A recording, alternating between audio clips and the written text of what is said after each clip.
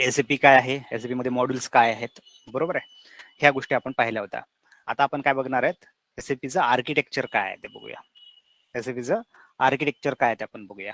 एसएपीचं architecture जे R3 architecture आहे, बरोबर. Before go at the SAP R3 architecture, R1 architecture कुणाला माहिती आहे का?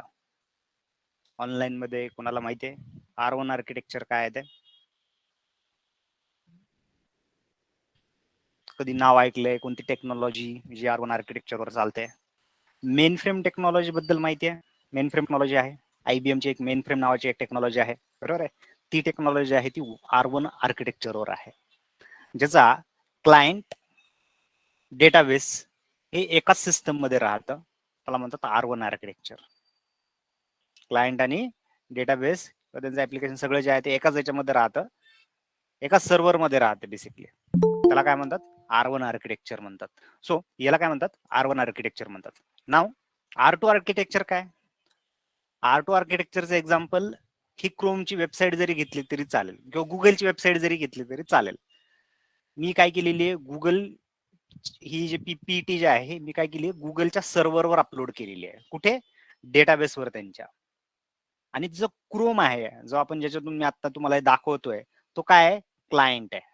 तो काय आहे? क्लायंट आहे. या क्लायंटवरून आपण काय करतोय, याला बघतोय, किंवा ह्याला काय करतोय, सीन करतोय, किंवा ह्याला बघतोय आपण, बरोबर आहे. तर डेटाबेस फर्स्ट आर्किटेक्चर, सेकंड तुमचं काय? क्लायंट, बरोबर आहे.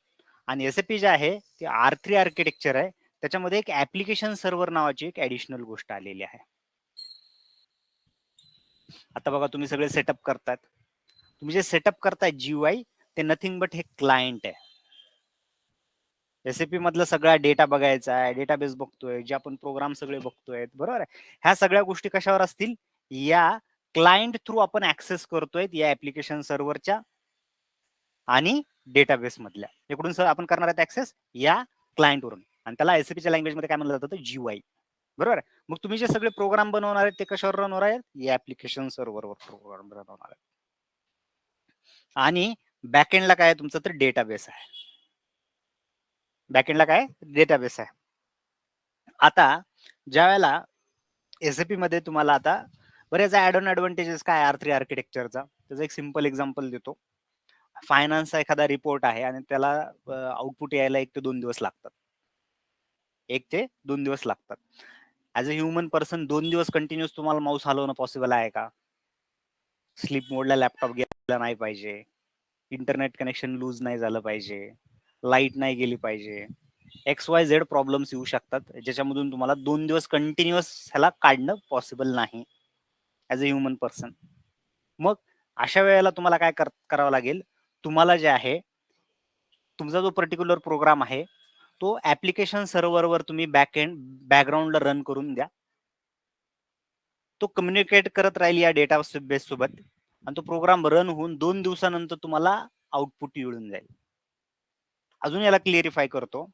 While you are log in from the client, program कशावर रन करायचा आहे? ऍप्लिकेशन सर्व्हरवर प्रोग्रामला रन करायचंय, बरोबर आहे.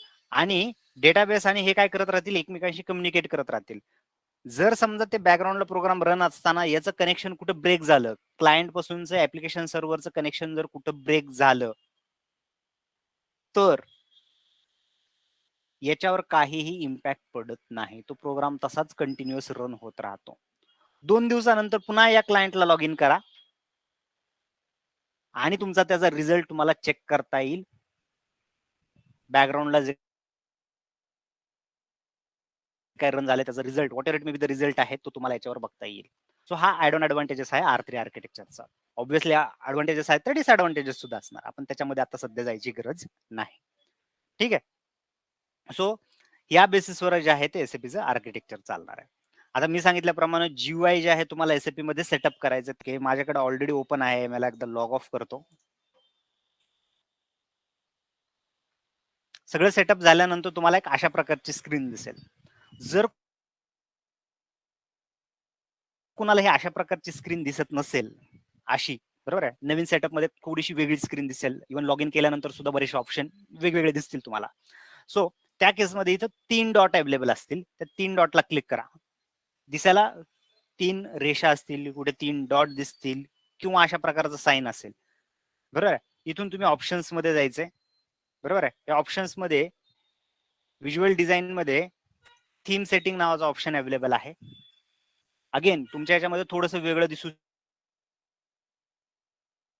शकतं, पण नावं वगैरे सगळे सेम आहेत. कुठे ग्रेटर दॅनचा साइन असेल, कुठे वेगळा थोडासा साइन असेल, क्लिक करा आणि त्यानंतर इथे ड्रॉपडाऊन मध्ये थीम सिलेक्शन मध्ये इथे ड्रॉपडाऊन मध्ये एसएपी सिग्नेचर थीम घ्या. काय करा, एसएपी सिग्नेचर थीम घ्या, अप्लाय आणि ओके करा, अप्लाय आणि ओके करा. बरोबर आहे. आणि याला बंद करा, याला असं या पद्धतीने एकदा बंद करा आणि पुन्हा डेस्कटॉपला जाऊन तुम्ही जर क्लिक केलं तर तुम्हाला मी जी फॉलो करतोय, मी जी ही स्क्रीन फॉलो करतोय ना, ही स्क्रीन तुम्हाला तिथे भेटून जाईल. ओके, माझ्याकडून आता इथे चेंज झालं तर बघा, हे चेंज दिसतीये. मगाची स्क्रीन वेगळी आहे, ही स्क्रीन वेगळी आहे, तर ही चेंज माझ्याकडून झालेली आहे. बघा, ही चेंज झाली आहे माझ्याकडून. तर हिला मी सिलेक्ट करतो आणि हिला ओके करतो आणि हिला जर पुन्हा बंद केलं तर तुम्हाला काय होईल, मी जे वापरतोय ह्या थीम आहेत बेसिकली, तुम्हाला कोणती वापरायची असेल तर ह्याच्यातली वापरू शकतात. मी प्रिफर्ड ही करतोय सध्या, ओल्ड इज गोल्ड. ठीक आहे ना. याच्यामध्ये तुम्ही ज्याला सर्व्हर ऍड करताल त्याला तुम्हाला अशा प्रकारचं सर्व्हर दिसेल. हे सगळं त्या व्हिडिओमध्ये दिलेलं आहे, त्या स्टेप्स मध्ये दिलेलं आहे. बरोबर आहे. डबल क्लिक केल्यानंतर तुम्हाला जो आयडी दिलाय, जो पासवर्ड दिलाय तो टाकायचा आहे. मेक शुअर दॅट तुम्ही ज्याला फर्स्ट टाइम टाकताल त्याला एक पॉपअप येईल आणि त्याच्यामध्ये तुम्हाला काय विचारेल, जुना पासवर्ड जे असेल तर डिफॉल्ट पासवर्ड असेल, 1 2 3 4 5 6 असा काहीतरी असेल, किंवा SAP 1 2 3 whatever may be जे तुम्हाला मिळेल डिफॉल्ट पासवर्ड, तो टाकल्यानंतर जसं एंटर कराल तिथे पॉपअप येईल आणि इथे तुम्हाला दोनदा पासवर्ड टाकायचा, लक्षात राहील तो. तुम्हाला जो लक्षात राहील तो. तीनदा जर पासवर्ड टाकला तर लॉक होता अकाउंट, मग तुम्हाला डबल कॉन्टॅक्ट करावा लागेल. ठीक आहे. सो याच्यामध्ये जर तुम्ही क्लिक केल्यानंतर याच्यानंतर एंटर केलं तर तुम्हाला तो पॉपअप कन्फर्म पासवर्ड विचारेल, म्हणजे एंटर द पासवर्ड आणि कन्फर्म पासवर्ड असं दोनदा विचारेल. सेम पासवर्ड टाकल्यानंतर तुम्हाला अशा प्रकारची स्क्रीन ओपन होईल. समजलं की या पद्धतीची तुम्हाला स्क्रीन ओपन झालेली दिसेल. बरोबर. या स्क्रीन मध्ये मी सांगितल्याप्रमाणे आपल्या एसएपी जे आहे ते ऑलरेडी डेव्हलप सॉफ्टवेअर आहे. जर तुम्ही अदर टेक्नॉलॉजी सोबत कम्पेअर केलात तर बघा, जावाचं घ्यायचं म्हणलं तर तुम्हाला काय करावं लागतं, इक्लिप्स नावाचं एक डेव्हलपरचं टूल घ्यावं लागतं. डॉटनेट जर घेतलं तर तुम्हाला काय करावं लागतं, व्हिज्युअल बेसिक नावाचं टूल घ्यावं लागतं. पायथन घेतलं तर त्याचं पायथन का काहीतरी असं एक सेटअप आहे, ते घ्यावं लागतं. प्रत्येकाला काय आहेत, त्यांचे त्यांचे एडिटर्स आहेत ज्याच्यामध्ये आपण कोडिंग करू शकतो. एसएपी मध्ये असा एडिटर कुठलाही, एसएपी मध्ये एक तर सगळ्यात पहिले लक्षात घ्या, हे एसएपीचं जीयूआयचं एकदा सेटअप झालं याच्यानंतर तुम्हाला तिसरी कोणतीच गोष्ट घ्यायची नाही. इन फ्युचरचं सांगतो, डिबग करायचं असतं आपल्याला, प्रोग्राम डिबग करायचं असतं. बरोबर आहे. मी आता पीएचपीचा कोर्स म्हणजे मी पीएचपी काय केलं की शिकलो आणि त्याच्यावर मी एक ऍप्लिकेशन बनवलं, जे आता तुम्हाला join.sap.com मी स्वतः बनवलेलं आहे. ते काही गोष्टी त्यामध्ये व्यवस्थित चालणार नाहीत, मोबाईलमध्ये जर बघितलं तर काही मोबाईलमध्ये वेगळं दिसेल, because I am new for that. बरोबर आहे. मीच बनवलेलं आहे ते ऍप्लिकेशन. तर पीएचपी मी बघितलं तर त्याला मला डिबग करायचं होतं, त्यासाठी मला एक थर्ड पार्टी ऍप्लिकेशन वेगळं घ्यावं लागलं त्यांच्या प्ले स्टोअर वरून. आणि त्याच्यामध्ये सर भरपूर काही ऑप्शन्स अवेलेबल होते, नेमकं कोणतं घ्यायचं. मग मला नंतर समजलं की मग त्याचे रिव्ह्यू वगैरे बघून मी ते घेतले, वापरलं, ट्रायल अँड एरर केलं. त्यासाठी असं काही करायची गरज नाही. ना टूल घ्यायचंय, ना डिबगिंगसाठी काही एक्स्ट्रा फंक्शनॅलिटी घ्यायची आहे किंवा कोणतं एखादं थीम घ्यायची, नथिंग. जे काय होल अँड सोल आहे हे जीयूआय सेटअप आहे, that's it. One time activity, एकदा सेटअप केलं पुन्हा डबल करायची काही गरज नाही. क्लिअर. ह्याच्यामध्ये जास्तीत जास्त चेंज जर झालं तर फक्त काय चेंज होईल, तर हे इन्स्टन्स नंबर मात्र फक्त चेंज होतील इन फ्युचर झाले तर. फक्त एवढंच लक्षात घ्या सध्याच्या सिच्युएशनला. इन्स्टन्स नंबर चेंज झाले तर आयडी, पासवर्ड, ऍक्सेस की, पासवर्ड माइट बी चेंज होऊ शकतो अगेन, कारण सिस्टम चेंज झालं तर पासवर्ड वेगळा येऊ शकतो. बाकी दुसऱ्या कोणत्याच गोष्टी चेंज होणार नाहीत. ठीक आहे. चालेल. आता मला काय करायचंय, कोड करायचा. मग याच्यामध्ये सुद्धा काय अबॅप एडिट आहे. बरोबर. एसएपी जे सगळं चालतं ते कशावर चालतं, तर ट्रान्झॅक्शन कोडवर चालतो. त्याला शॉर्ट नेम आहे टी कोड. शॉर्ट नेम काय आहे, टी कोड. बरोबर आहे. तो टी कोड टाकण्यासाठी म्हणजे इथे ही जागा अवेलेबल आहे. काल काय सांगितलं होतं, एसएपी एक ऑलरेडी प्रीबिल्ड सॉफ्टवेअर आहे. काय आहे, VA01. काय बनते इथे, सेल्स ऑर्डर. कुणी डेव्हलप केलंय, एसएपी ने डेव्हलप केलेलं आहे. काय केलं मी तर ट्रान्झॅक्शन टाकलं. अजून काय आहे बघ, दाखवलं होतं काल, आपण बघितलं होतं ME21N. कशाचं आहे, परचेस ऑर्डर क्रिएट करण्याचं हे ट्रान्झॅक्शन आहे. कुणी डेव्हलप केलंय? एसएपीने डेव्हलप केलेलं आहे. ऑलरेडी प्री बिल्ट आहे. याच्यामधले सगळी कोडिंग सगळ्या गोष्टी ज्या आहेत त्या कोण यूज करता याला? एंड युजर यूज करतात. हे ट्रान्झॅक्शन कुणाला माहिती पाहिजे? कोणते ट्रान्झॅक्शन आता सध्या लक्षात ठेवू नका. हे कुणाला लक्षात पाहिजे? इंडिव्हिज्युअल त्या फंक्शनलला माहिती पाहिजेत. जसं की परचेस ऑर्डरचं कुणाला पाहिजे माहिती पाहिजे? तर एमएमच्या माणसाला. CO01 कुणाचं आहे? प्रोडक्शन तर पीपी वालाचा जो फंक्शनल कन्सल्टंट आहे त्यालाही माहिती राहणार. इथे काय होते? Production order. आणि असे कितीतरी ट्रान्झॅक्शन आहेत. जर ऍज अ क्युरियोसिटी म्हणून कुणी जर सर्च केलं तिचे टी कोड किती आहेत तर बघा हे एसएपीच्या वेबसाईटवर सांगते blog.sap.com. ऑथेंटिकेट आहे. एसएपीनं कुठं ना कुठं त्याला टेस्ट अँड व्हेरीफाय केलेलं असणार. बनवलं कुणी असू शकतं पण ऑब्व्हियस एसएपीच्या वेबसाईटवर ते ऑथेंटिकेट झालेलं आहे. किती सांगतोय? 1 lakh plus T codes available आहेत. एवढे लक्षात ठेवायची आपल्याला गरज आहे का? नाही. त्याच्यामुळे कोणतीही गोष्ट लक्षात ठेवू नका. मी काही गोष्टी सांगेल पुढे की ह्या गोष्टी लक्षात ठेवा. इंटरव्ह्यू पर्स्पेक्टिव्ह तुम्हाला कामाला येते. पण काही गोष्टी हे लक्षात ठेवायची गरज नाही. याच्यासाठी तुम्हाला फंक्शनल डेडिकेटली राहतात त्यांना या सगळ्या गोष्टी माहिती राहतात. किंवा तुम्हाला जसं जसं आता मला एक्सपिरियन्स झाला मग जसं जसं माझा एक्सपिरियन्स वाढेल मला ह्या हळूहळू गोष्टी लक्षात राहायला लागतील. तसंच तुम्हाला लागतील. त्याच्यावर स्पेशल एफर्ट द्यायची गरज नाही. समजलं? सो मग आपल्याला कोणता टी कोडची गरज आहे? तर आपल्याला सुद्धा एक ट्रान्झॅक्शन कोडची गरज लागेल ज्याच्यामध्ये अबॅप एडिटरची गरज असेल. तो कोणता आहे? SE38. कोणता आहे? SE38. हा SE38 काय लिहिलेलं आहे? अबॅप एडिटर. हा काय? अबॅप एडिटर. हा मात्र तुम्हाला लक्षात ठेवायचा आहे. हा तुम्हाला माहिती असणं गरजेचं आहे. ठीक आहे. तर हा काय आहे? अबॅप एडिटर आहे आणि याच्यामध्ये आपल्याला सगळी काही कोडिंग करायची. बरोबर आहे? मग आता माझं काय आहे? सो आपल्याला काय करायचं आता? प्रोग्राम लिहायचा आहे. सो आता मी इथे लिहू शकतो प्रोग्राम. लेट्स से माझा फर्स्ट प्रोग्राम आहे. First program. काय केलं मी? फर्स्ट प्रोग्राम लिहिलं आणि मी काय केलं? हिट क्रिएट बटन दाबलं. while I'm hit the create button it's asking for the register object. तो काय म्हणतोय? ऑब्जेक्टला रजिस्टर करा म्हणतोय. का विचारतोय असा? तर बघा हे जर नीट लक्षात घ्या. आता काय सांगितलं? एसएपी प्री बिल्ड सॉफ्टवेअर आहे. ऑलरेडी सगळं सॉफ्टवेअर डेव्हलप झालेलं आहे. बरोबर आहे? ऑलरेडी जर हे सॉफ्टवेअर जर डेव्हलप झालेलं आहे म्हणजे ह्याच्यामध्ये एसएपीचे ऑलरेडी प्रोग्राम्स असतील. एसएपीचे सगळे ट्रान्झॅक्शन कोड असतील. म्हणून एसएपीनं काय केलं माहितीये का? एसएपीनं ए पासून कॅरेक्टर ए पासून ते कॅरेक्टर एक्स पर्यंतच्या गोष्टी रिझर्व्ह ठेवल्यात त्यांच्याकडे स्वतःकडे. What is mean bye reserve? की त्या गोष्टी ज्या आहेत तुम्हाला यूज करता येणार नाहीत. आणि त्याचंच एक कारण आहे मी तर फर्स्ट प्रोग्राम लिहिलं त्याच्यामुळे तो काय म्हणतोय?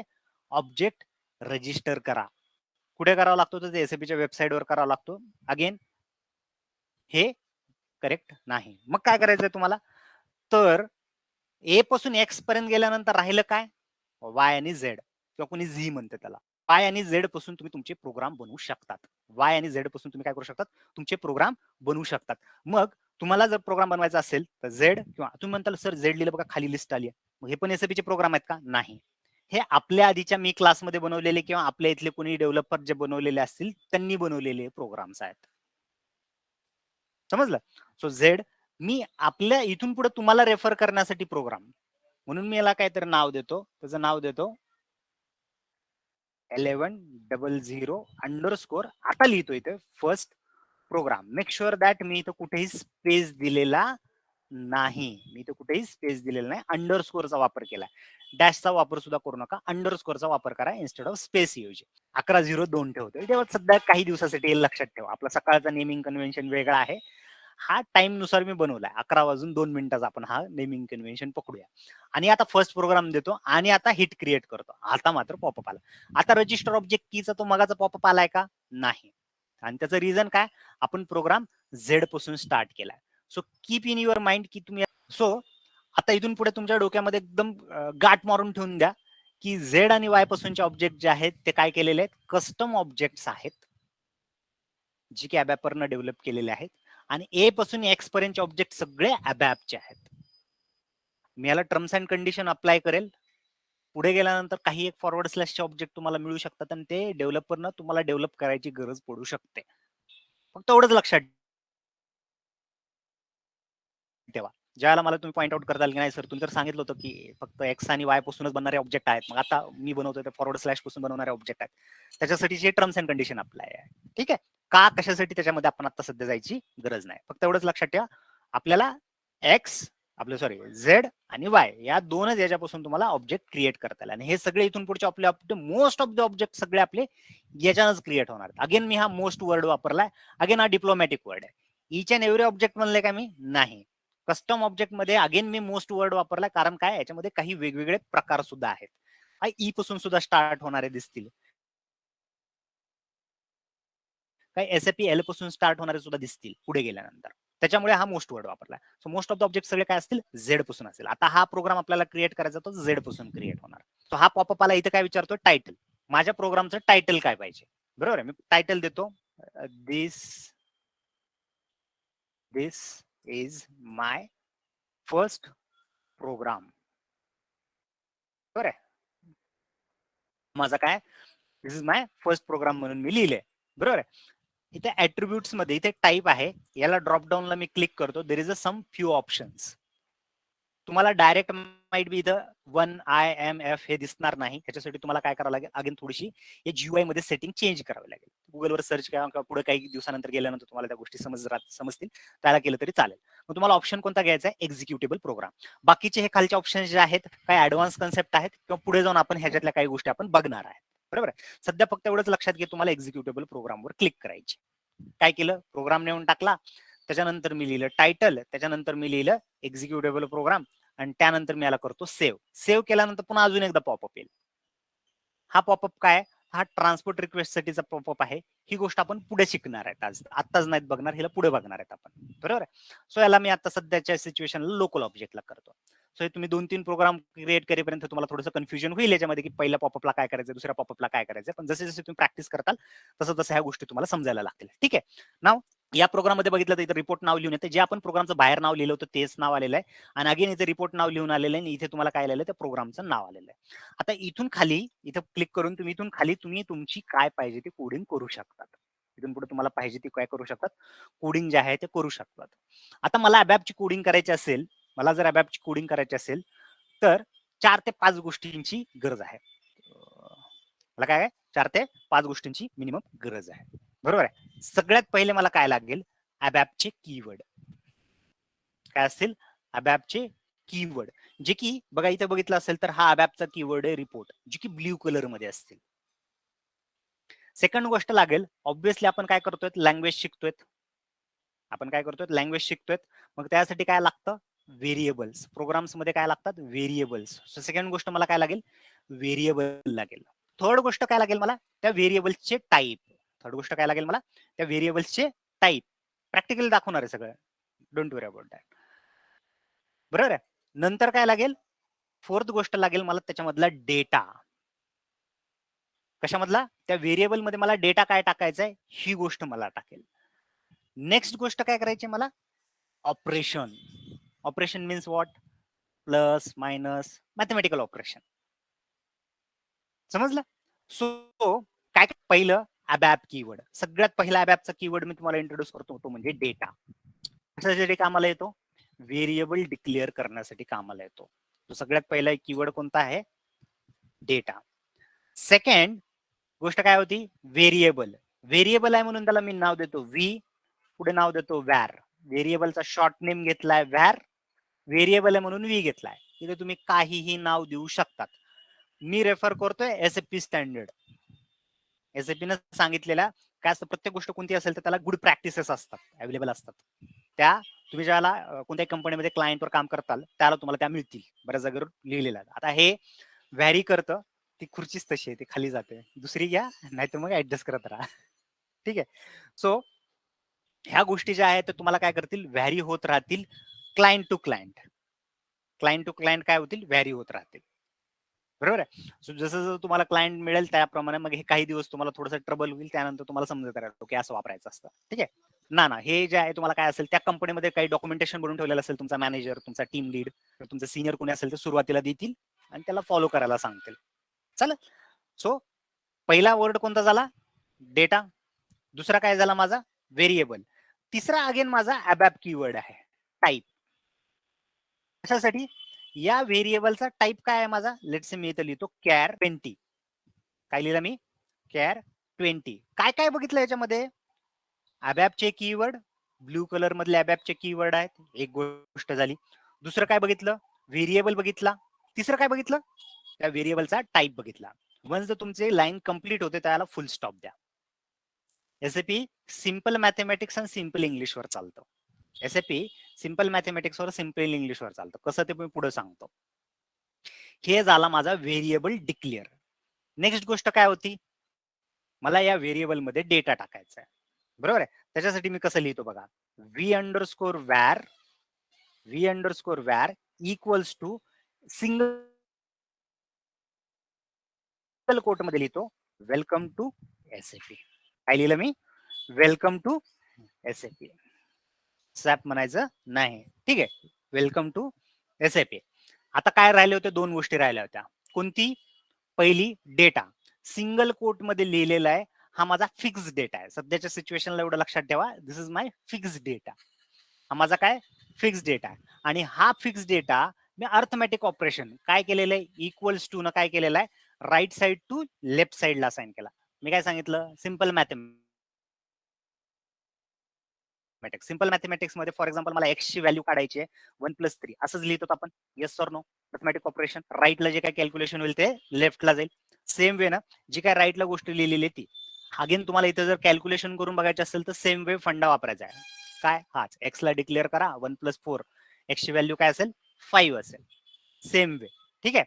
सो या पद्धतीने तुम्ही काय करू शकतात, वेलकम टू एसएपी लिहिलं, माझा अर्थमॅटिक ऑपरेशन आला इक्वल्स टू, आणि माझा काय आला, वेलकम टू एसएपी हा डेटा आला. आता मला याला प्रिंट करायचं असेल तर मी राईट स्टेटमेंटचा वापरतो. अगेन हा माझा अबॅप कीवर्ड आहे, बरोबर. आणि याला मला काय करायचंय, v अंडरस्कोर वॅरला प्रिंट करायचं. म्हणजे आता v अंडरस्कोर वॅर मध्ये माझं काय असेल,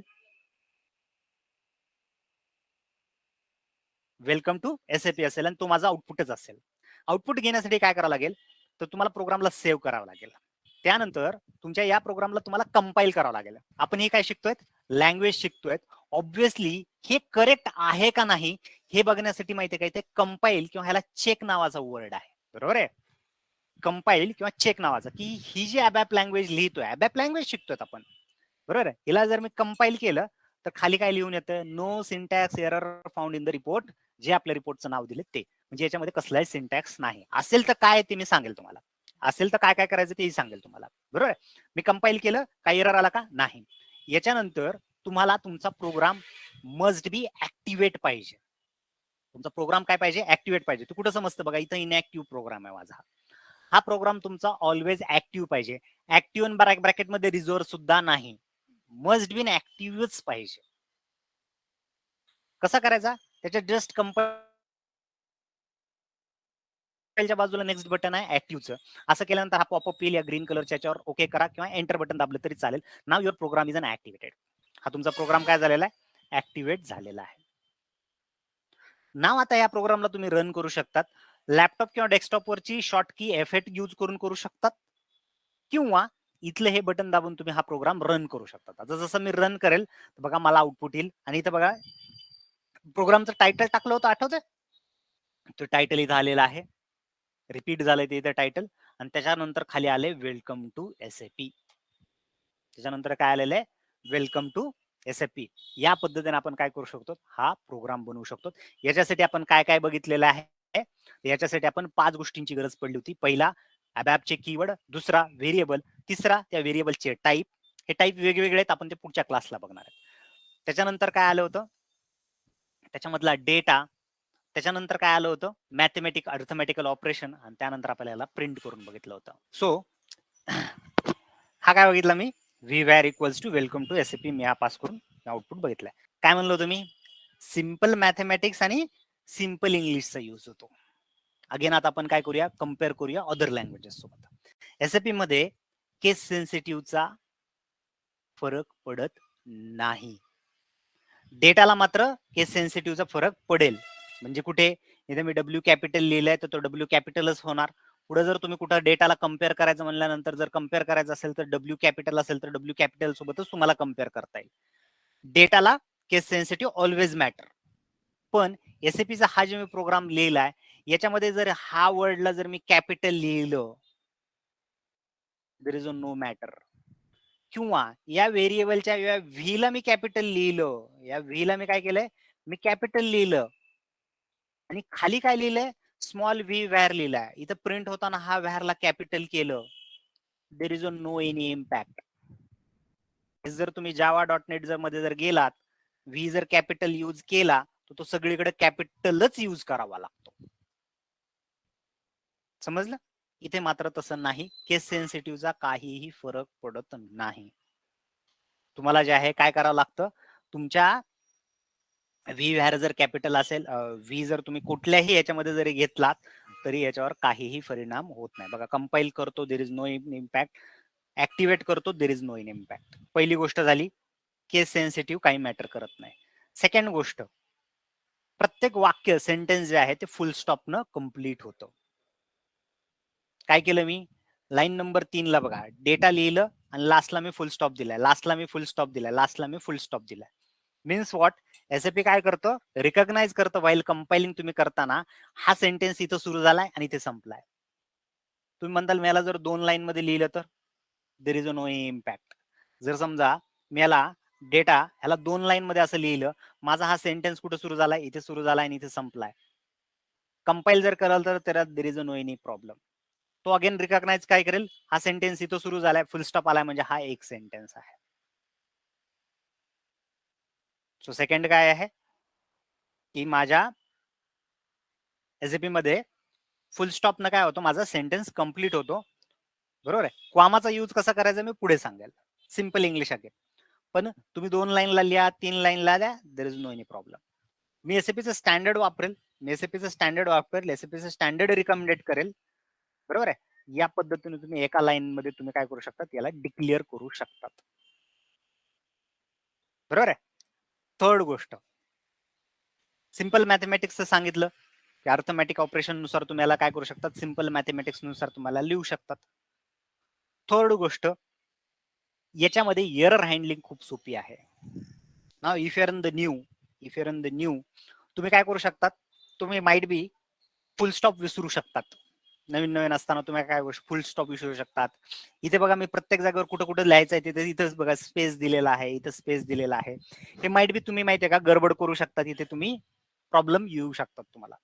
while I am compile this program, तो काय करेल, इथे मला एरर देईल. बघा लाईन नंबर त्यानं काय केलाय सांगितलंय, इथे line number in the coding किती नंबर दिलाय, इथे 5 नंबर लाईनच्या कोडला प्रॉब्लेम आहे.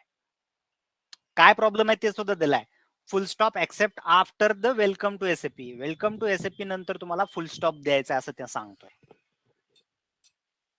काय एवढं पॉइंट आउट करून सांगतोय, जर कोणी जावा .NET मध्ये काम केलेलं असेल किंवा कोणता मित्र करत असेल किंवा मी ज्याला जावा .NETच्या मुलांसोबत काम केलेलं आहे त्यावेळेचा पेन पॉइंट सांगतो. कंपाईल केलं, खाली त्यांच्याच एरर येते, लाईन नंबर असंच सांगतं की 5 नंबर लाईनला प्रॉब्लेम आहे. पण तो एक्सपिरियन्स मुलगा बिचारा काय करत राहतो माहितीये का, सगळ्या दुसऱ्या लाईनलाच बघतो, ती 5 नंबर लाईन सोडून देऊ ना. बऱ्याचदा विचारलं, इथं भाऊ 5 नंबर लाईन दिलेली आहे, 5 नंबर लाईनलाच बघ ना प्रॉब्लेम. नाही ते सर असंच दिलेलं राहतं. प्रॉब्लेम कुठे असू शकतो म्हणतो तो. एसएपी मध्ये मात्र अगेन इथं डिप्लोमॅटिक वर्ड यूज करेल मी, आयदर त्या एक्झॅक्ट लाईनवरच तुम्हाला 99% दाखवेल की तिथे प्रॉब्लेम आहे, 99% म्हणतोय. 1% मध्ये आयदर वरच्या किंवा आयदर खालच्या लाईनला तुम्हाला प्रॉब्लेम दाखवेल, नाहीतर एक्झॅक्ट लाईनलाच प्रॉब्लेम देईल तुम्हाला. इव्हन काही जागेवर तुम्हाला करेक्शन सुद्धा देईल, जसं की बघा आता इथे मी फुल स्टॉप दिला, इथे दाखवलं नाही इथे फुल स्टॉप द्यायला पाहिजे म्हणून. बरोबर आहे. ह्याला कंपाईल केलं, लेट्स से मी इथला खालचा फुल स्टॉप विसरलो, आता कंपाईल केलं तर तो काय करेल बघा, इथे तुम्हाला काय सांगतोय, period is missing.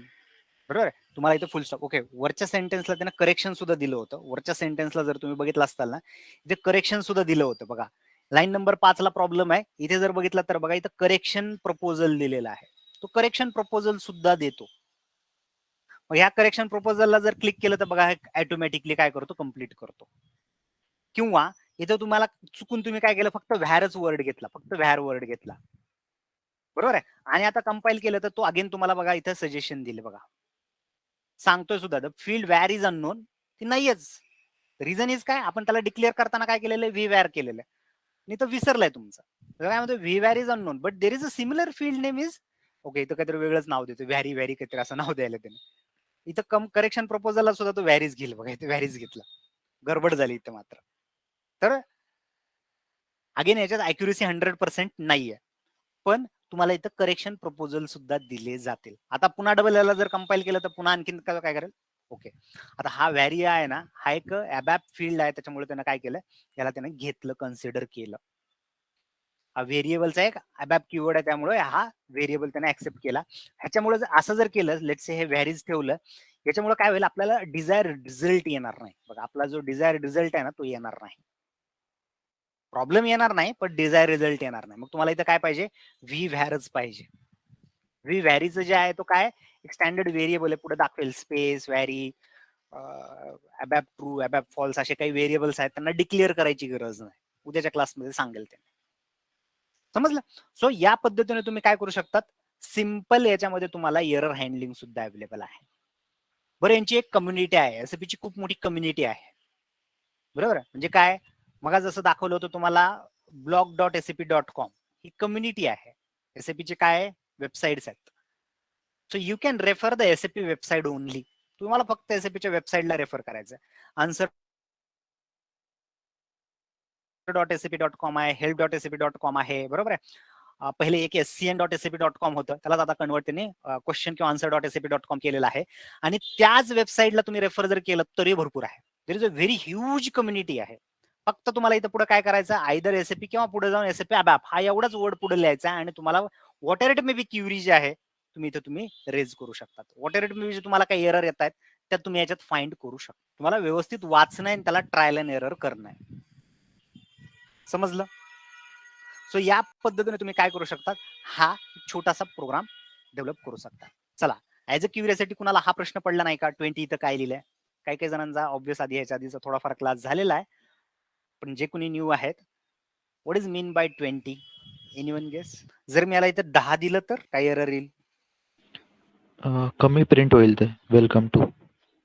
Okay, online मध्ये म्हणणं आहे की वेलकम टू हे कमी प्रिंट होईल, म्हणजे 10 कॅरेक्टर पर्यंत प्रिंट होईल. आणि क्लासरूम मधल्यांचं म्हणणं आहे बेसिकली त्याला वर्ड आहे ट्रंकेट होईल ते, बरोबर आहे.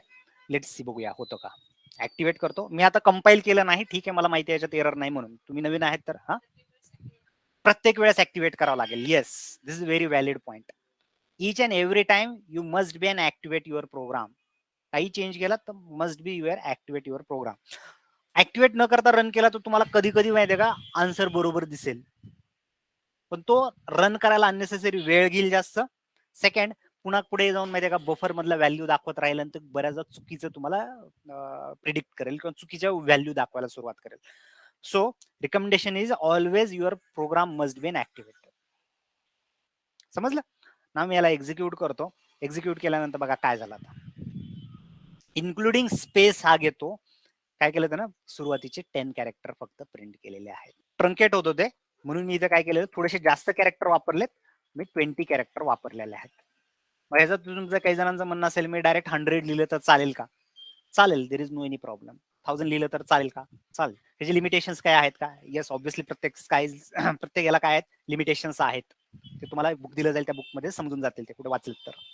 पण असे अननेसेसरी जास्त कॅरेक्टर देऊ नका. आता आपण प्रोग्राम किती लाईनचा लिहिला आहे, 5 ते 7 लाईनचा प्रोग्राम लिहिला, किंवा तुम्ही जर बदलत फक्त 3 लाईनचा हा प्रोग्राम आहे. सो याच्यामध्ये अशा याच्यात तुम्हाला काही इश्यू दिसणार नाही. पण ज्याला तुम्ही मोठे मोठे प्रोग्राम रेफर करताल, त्या मोठ्या मोठ्या प्रोग्राम मध्ये जर तसे मोठे मोठे हे जर केलेले असतील तर प्रोग्राम माइट बी तुम्हाला परफॉर्मन्स इश्यू द्यायला लागेल. सो जेवढं पाहिजे तेवढं किंवा त्याच्यापेक्षा थोडी एक जास्त साईज घ्या आणि त्याचा वापर करायचा प्रयत्न करा. समजलं? असेच याच्यामध्ये डिफरंट टाइप्स ऑफ व्हेरिएबल्स आहेत. या टाइपचे जे आहेत हे डिफरंट टाइप्स ऑफ आहेत. काय असू शकतात बरं? एनी गेस काय असू शकतात? इंटिजर असू शकतो, फ्लोट असू शकतो, स्ट्रिंग असू शकतो. कशा कशाला वापरता येतील? लेट्स से मला एखाद्या एम्प्लॉईचा डेटा बनवायचा किंवा स्टुडंटचा डेटा बनवायचा.